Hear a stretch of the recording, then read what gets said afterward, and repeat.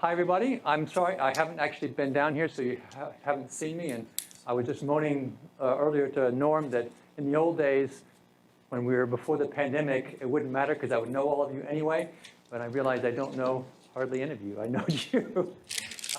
Anyway, you've had a day and a half, I guess, of learning about neutron spin echo. And hopefully you're getting a feel now for how that could work with your science. Maybe some of you are excited. Anybody excited yet?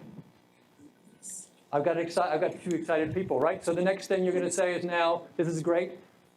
How do I get some of that time, right? So that's the next question. So that's what I'm going to try to address here. As you said, I'm the team lead for the SANS team, which is not spin echo, you'll say, but you'll notice that SANS people do a lot of spin echo. You have Liz and Yoon who are in the rooms with you. They're SANS people, but dynamics and structure go together, so we do that. Where my real qualifications come from to talk to you is that I've been for more years than I want to mention, 20 maybe, and all of the proposal reviews. So I've gone through this process, talked to the reviewers and the committees, and I've been at the committees. So I have a lot of insights on these things, which is what people keep asking me to share, right? So with that, so this is the plan I'm going to do. I'm going to start by just talking a bit about the process, because I find that a lot of people don't really understand the process, and it's helpful to understand the process before you start thinking about how you're going to write it. Then I'm going to introduce writing competitive proposals. This is not different from any proposal you write, really. So it's some little tidbits. I will, and a lot of things that people have done that that you will see mentioned. And then if we have time, I'll say a bit about administrative processes and how to get here and the details of that. That said, I'm in an awkward situation to tell you about this because I can't actually tell you when the next call proposal is going to be for us. We hope it'll happen. But Bella has beautiful instruments. I'm sure you've told them about your beautiful instruments at the ILL. Liz can tell you about them as well because actually you've been at the instrument too. And SNS also has a spin echo, though I think their proposal call ends today. Is that right? So, okay, so maybe for the next call you can get them. All right? So this is my outline. So let's start right away with the process. Wrong way. So the main thing to remember in the process, I don't know what it is, if you have an idea, you want to figure out how to get going, your instrument scientists are really there to help you. If you have some questions, don't be shy to ask them. I do point out, however, please do a little bit of research beforehand, because the more you know before you go in and talk to them, the more productive that conversation will be, right? In terms of your science, what have people done in your area, maybe using neutrons, what's in the literature, right? So you get a little bit more of a feel before you talk to them. But bottom line is, don't be shy and talk to your thing. Right, this is just figuring out what you should be doing. You've seen all this before. Okay, so the process, now I'm going to focus a bit more on the NCNR. All facilities have essentially the same process, except for this part. Some do and some or have versions of it, some don't. But otherwise, it's mostly the same everywhere you go. And I'm sure Bella can tell you how they do it at ILL. But obviously, the first thing is proposal submitted by the deadline. How many people think about it the day before the deadline?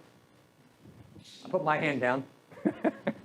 Okay, so you should think, if you haven't done this before, you should think about it a little bit before the deadline, because you call your contact the day before and ask for help. They're swamped. You're not going to get as much help, okay? So do try to think about it before then. For NIST specifically, so you need to be aware of the facility you're supplying to. Some have a very harsh cutoff. They'll say, you get it 10 seconds after that deadline, you're done. NIST, we try to be a little bit more flexible. If you think that there's a reason why you just are going to miss that deadline, and it's not just because you didn't think about it right in time, but you have a real reason that you want, well before the deadline, talk to your contact and talk to Yamali Hernandez, who is in charge of the proposal system, and they'll work with you and see if there's, if they can give you a little bit of time that doesn't slow down the process to finish up. They'll usually ask you, can you put a title in and a preliminary thing, and we'll let you update the draft, something like that. So we try to be a little bit flexible, depending on the thing. But others are not, so be aware of where you're working with. Once you've submitted it, our proposals are first reviewed by external committees. So we end up spending some time batching all the proposals we get into batches of 4 to 6 proposals and send them out internationally to external reviewers. And Bella has been very, very kind to actually do a lot of these reviews for Spinnaker for us. Thank you so much, Bella. To you, but not for the proposals.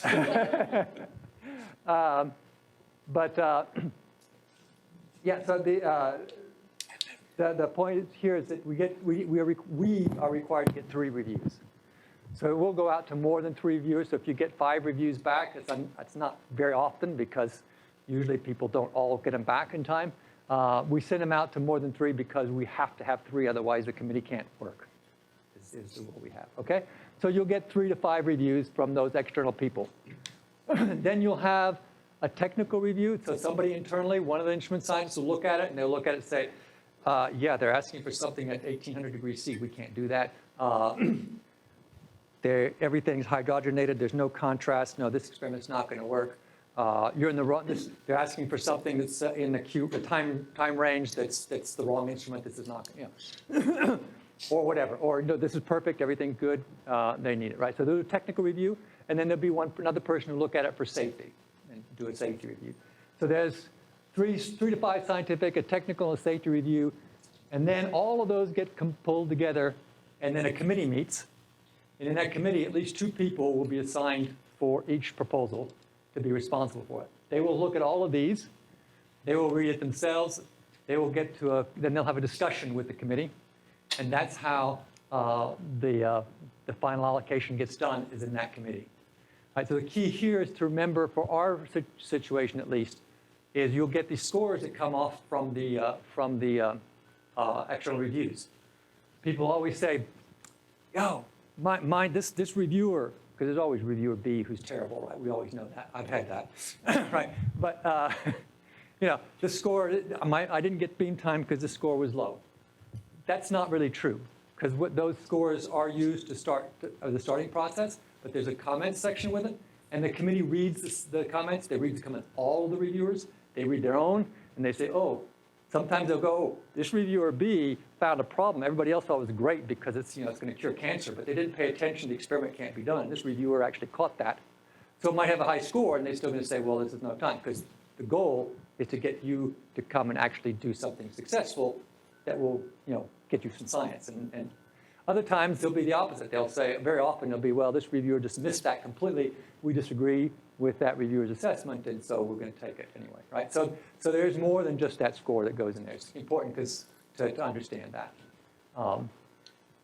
Okay, and then of course the results are sent to the PI. So now let's move to writing the proposal. Any questions on the process? Okay, so writing proposals. Thing that I said, first know your audience. So what did I just tell you? There's 3 to 5 scientific external all over the world. There's internally a technical and a safety review. So you've got, and then you have 2 on the committee who are going to look at it. So actually, you could have, you have 7 plus a couple on the NCNR who are going to be looking at this from different backgrounds. Not all of them are going to be experts, right? So keep that in mind as you're writing your proposal. These are very busy people. So my bottom line of all this is, there's reviewer B who said, this is a bad proposal. They don't even tell me about this. And you'll come back and say, but I said that. It's right there. It's in the figure in this tiny font over here. It said that, right? Your job is to make it easy for the reviewer to see what they need, right? If I have to read, and I've had a lot of this, where people come back, yes, they're right. The 4th time I read it through, I figure it out. They're not going to read it 4 times. Not going to happen. Okay? So you need to make sure you're making it clear and easy for them to get to yes. Otherwise, you're likely to get a no. Okay? Okay. The other thing is to know your goals. We've had people who say, oh, there's not enough space in 3 pages. You're not writing a major proposal for 3 years of funding for your project, right? This is a one-time beam time proposal. Okay, so focus. Again, these reviewers aren't going to spend time reading 25 pages out of a bunch of people, right? This is not thing. So try to be concise. And all places have limits, so pay attention to limits. Ours is 3 pages or 1,500 kilobytes on your PDF. One thing I will point out, because it happens all the time. Picture is worth 1,000 words. Yes? Pictures are worth 1,000 words. Use the pictures. A picture I cannot make out is wasting space in that 3 pages. The number of times that I know you've probably seen these, right? They put these pictures in there, they try to scrunch it all down, and you look at it, I can't tell what this picture is. Okay, so be careful. So use the high resolution is really going to help you because you don't want to waste the space. Literally, this happens a lot, so don't do that. Right, writing the proposal is basically for everybody the same. You have basically 3 major parts. You start with the motivation. 3 paragraphs is probably a lot. Definitely don't want to go over 3. But there should be some. So I've seen both. I've seen people with 2 pages of motivation, and at the end, you go, oh, it really sounds really exciting, but what is the neutrons going to do for you? Right? And at the end of the day, I'm giving you neutron time. So I need to understand how that's going to help this wonderful thing that you're interested in. Okay, so don't spend your time all on motivation. On the other hand, I've seen plenty of things that have really cool experiments, and I go, but why do I care? Right? Why do I care? So try to quickly, and I just put out, these are kind of the points you want to get, right? No, like, what's the general problem? Just start at the top. I want to cure cancer. Great, I'm interested in that. But you're not do all of that. So what part of that is your group working on, right? So antibodies. Antibodies are you're gonna use new therapeutics for antibodies, and that's what you're developing for curing the cancer. Right, so how are my neutrons coming in? What's my hypothesis is that, in this case, is that the MABs that I'm looking at, these molecular antibodies that I'm using in therapeutics, I'm gonna say that their dynamics, right, are relevant to how well they attach to the molecules and how they can be efficacy. So that's my hypothesis, and of course the neutron spin echo is what I want to use to look at that. Okay, so I've got my hypotheses, and what are expected outcomes? Why do I care if I even solve that problem? Is that a useful problem to solve? Yes. Okay. Yeah, nature papers always get you something. Okay, the meat of this is going to be your experimental description. Each thing on this list are things that people got dinged on and didn't get beam time because they didn't explain, they didn't cover that, right? So, like this part here. Yes, you're going to describe your samples, your sample conditions, all the things, and then you read all that, you've got 2 paragraphs, and you go, but it doesn't answer anything they put to me in the hypotheses, or what it is they said they're trying to get to. If this doesn't match this causes you a problem right away. And I've seen that a number of times, okay? Are the sample, this is something, if you end up not at the very top level, if you're not number 1, if you're down in that list in the middle where all of us are generally, or hope to be, we hope not to be at the bottom. I know, we're in the middle, and they're trying to figure out which one of the good proposals they're going to get. One of the things they're going to look at is, do we think they're actually going to be able to use the beam time we give them? And yeah, if you're doing something with polystyrene in water, nobody's going to ask you about this question.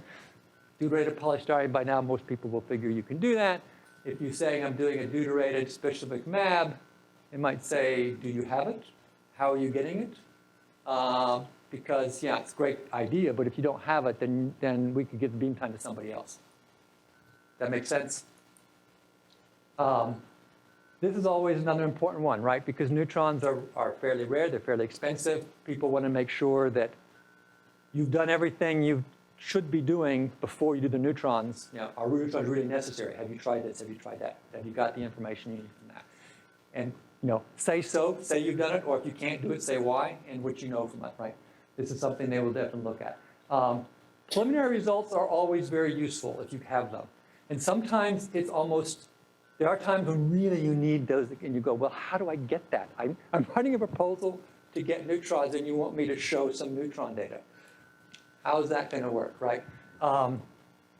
Obviously, it doesn't always, so there's some leeway. But one thing you should understand is you should talk to your local contact, because not all the beam time, as you'll learn out later, goes out in proposals. There's some discretion time for NIST, and your contact can use some of that to help you. So maybe they decide that, yes, you really do need that to make a strong proposal. I might be able to get, meet you and say, I've got this day in the middle between this and that I can't do anything on my machine. If you send me the sample, I'll put it in, and we'll get you some data that you can put in the proposal, right? Yes, that's correct. Yeah. So don't be shy, right? If it really looks like that's going to be a key, talk to them. Obviously, this is basically the question of, yes, I believe you can get that. I believe you can put it in the beam, and I know you'll get some data. And then what? Is it going to sit in the drawer, or do you know how to get some information out of that? At the end of the day, so if it's obvious, because it's fairly simple analysis that you've done, maybe, but if it's more complicated, they get very nervous, right? Say, well, yeah, but how are you going to actually get any information out of this? I'm not clear how they're going to do this. Maybe we should get the beam time this other group, which we know will get some data, some publications out. Fair? Yeah? Okay, so that's your the part 2. And part 3, the last one, is, of course, budget justification, because you're going to ask for some time. 10 days, right? I think 7 to 10 days is sort of the thing. Don't ask for 30 days. You're not going to get it. But you need to justify why you think you need the time you need, or and so that's number of samples, number of experimental conditions, instrument settings, the time for each collection. You need some ideas for this, and they need to be reasonable. And I'll do she in a minute, right? Yeah, if you put some people like say, oh, I'm going to do thousands of samples, and I'm going to do hundreds of fields and temperatures, and the answer is going to be, well, do you need all that to answer the question? Because if not, then we're just going to chop that down, right? Or do you really need it? So be a little careful with that. So those are 3 parts. Questions? Summary here is sort of just the basics of what I just said. I will add 2 things. One, if you've had prior beam time at the NCNR, there's a little place where it says put in your publications don't put all your publications that you've ever had. They don't really care that much. They may do, but mostly it's, and why would they care, right? Because if you've had beam time and you've been here twice over the last 2 years and there's no publication coming out, you might go, well, is it really worth giving you another set of beam time? Because you're not really doing anything with it. If it's the 5th time and you don't have anything out, they might go, well, maybe I should give it to the next. It sounds really good. It's got a really good proposal, but you're not going to do anything with it, so let's give it to somebody who's going to do something with it. Is that fair? Yeah? I wasn't picking on you. I just going out. I'll pick on somebody else next. And then safety, of course. Please tell us, give us anything you can on safety, because we do have to do a safety review. We try very hard not to let safety stop us. We just have to understand it so that we can help you make sure that we do the things we have to do so that you can do the experiment. We try very hard to get you to yes, okay? But we need to understand. All right. So now I'm just going to go through different reviews. So here's some reviews that have come back, scientific reviews. That's those external people that go out. So here's hardly exciting. Clearly, they didn't motivate it very well for this reviewer, right? What does this mean? What samples? What measurement? What information? Why do they actually? What they don't actually say? What solvents? So basically, all the things I've just been telling you about. This is a sort of So issues of motivation, experimental description, and justification, for example, I would say here. This is not review B, by the way, just to be clear. Here's another example, right? Science is completely muddled. So basically the way you presented it, maybe all the information was there, but on the first read, they didn't get it, right? So and then they basically seem to think, well, if it's this that you're trying to do, that's been done. If that's what you're trying to do, this has been done and thoroughly discussed, right? If that's true, then you need to be aware of that, and you need to at least show what you're doing differently than what's already been done. If there's a lot of work done in this area, you don't just need to make a list to show that I hear all the I've got references. But if you're doing something in that area, make sure you say that you're aware of it, and this is how you're different. So they didn't get any beam time. And then you have really positive views. Everything, they've done all the great things. They've done the counting time looks reasonable. The Spinecco experiment, apparently. This is an excellent Spinecco experiment proposal, and it's got beam time. And they have this, right? They have access to this, right? So you can read those more later. So the next thing is a technical review. So the technical review is going to assess accessibility and also how long. So this one, here's somebody going to do it. First, and this happens, by the way. Submission was for PBR, it's a reflectometer, but the proposal describes work on a different reflectometer. I cannot identify where the authors say what they're going to do. It may be a good experiment, but I have no way of judging the feasibility given what's in there. So if you don't give them information in that experimental section about what you want to do enough that they can judge the feasibility, they recommend it in this case 0 days. Again, the BTAC can override any of these. They can say, yeah, well, the technical review, we don't believe that we think it's more clear, and they can actually call the technical reviewer in and ask them a little bit more questions. So there is some again, right, they can override any of these things, but they will pay very close attention to the technical review because the technical reviewer knows better, presumably. Here's one where they did this thing where they asked for infinite amounts of temperature measurements and field measurements, and the reviewer said, well, if you're going to do all those, you need the full 10 days. This is reflectometry, I think. No, Dilfridge.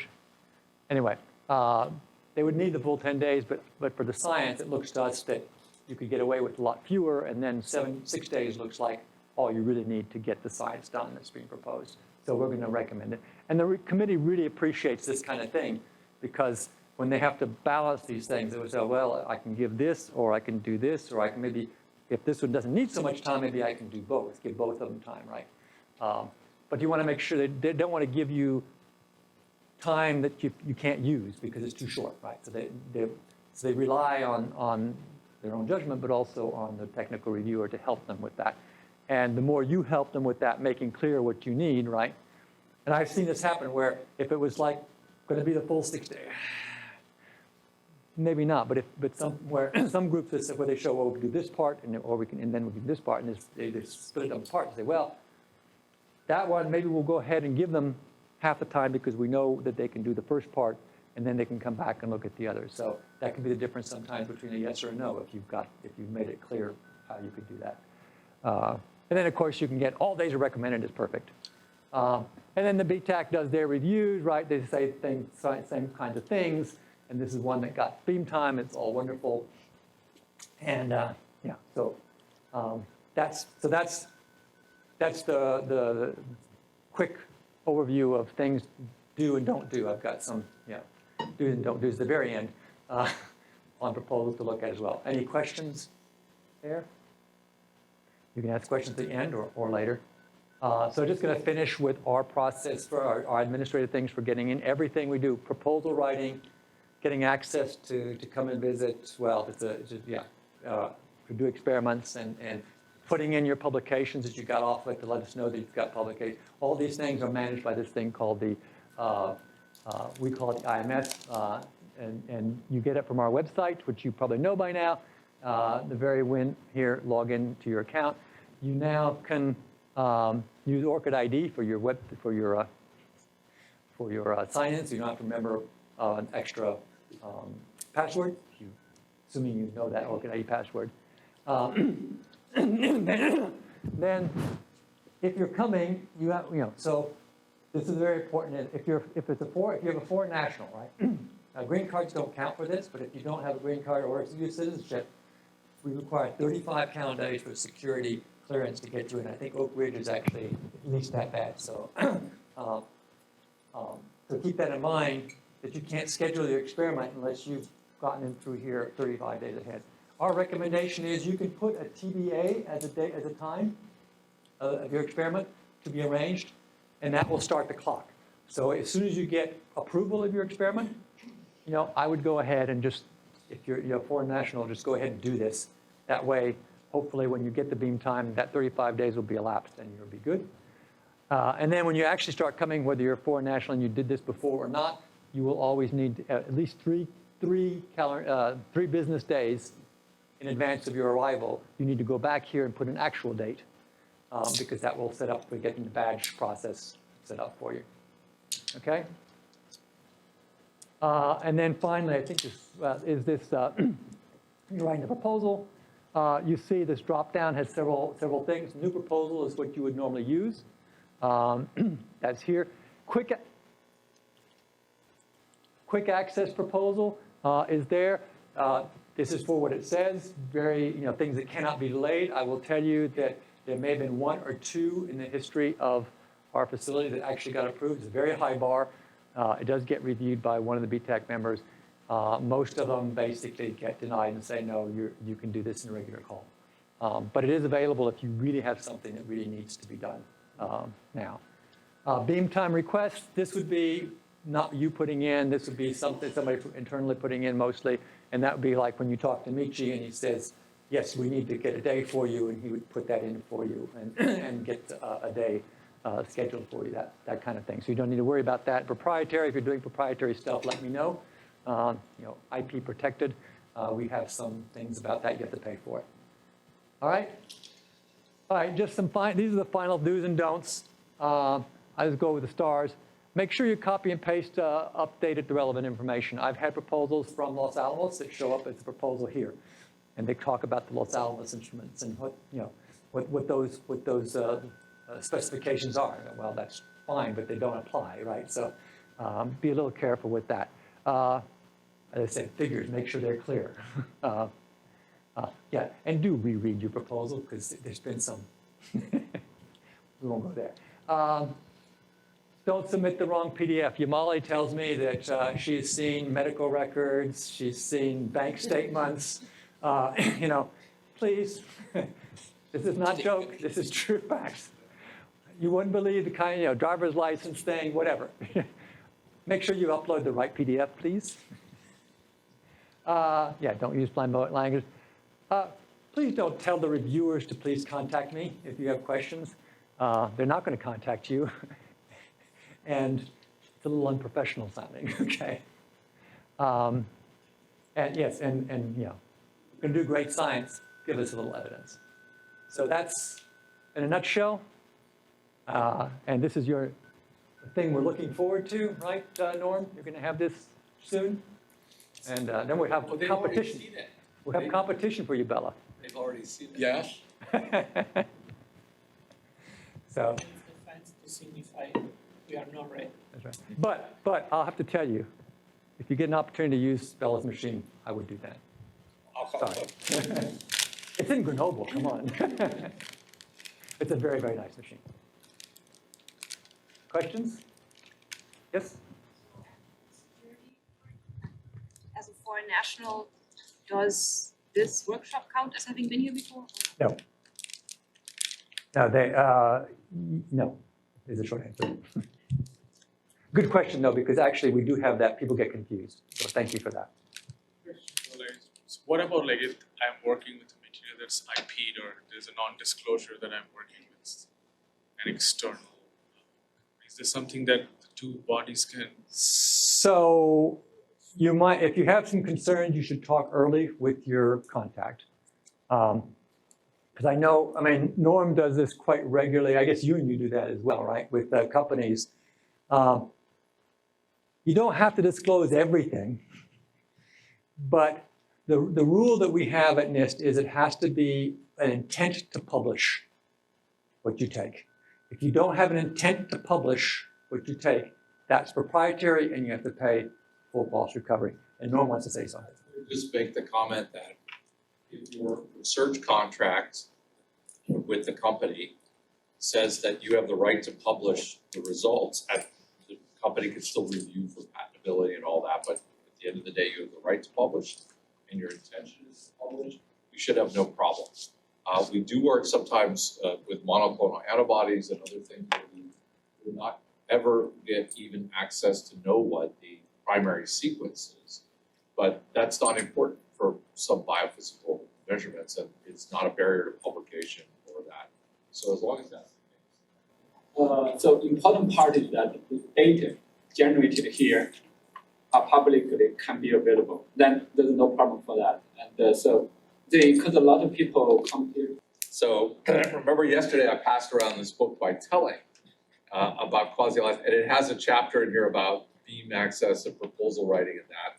And I would just read quickly a short quote. It says, finally, it is worth, and it's the last thing, it's worth remarking that while it's easy to generalize and make grammatical errors when drafting a proposal, subsequent proofreading before submission is paramount. as someone who reviews proposals a lot, your science doesn't look good if your writing doesn't look good. So please make an effort when you do these to proofread, and you've got it there. But Number one. emphasize and emphasize and emphasize that.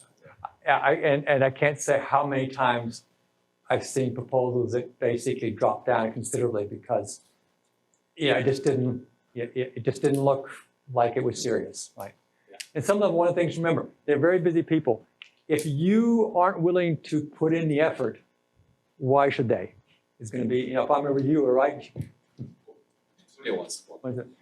If you've reviewed, and I'm sure you have reviewed or you'll be reviewed, if you see something where people really clearly haven't put much effort into it, you're not going to spend a lot of time trying to figure out for them, right? If they're not caring, then you don't care. That's essentially what happens. Antonio has something from Knott's book. What's the last quote? And he actually says that it was ILL panel member. I am overwhelmed by the feeling that I have spent longer reading this proposal than the author spent writing it. I think that was from Bella, right? Yes. Similar, it's actually very frequent. One comment on a proposal was that this proposal was clearly written on a railway station between two trains. Don't do that. Anyway, if we're done, you guys. Are we good? Are we good with the PowerPoint presentation? Thank you.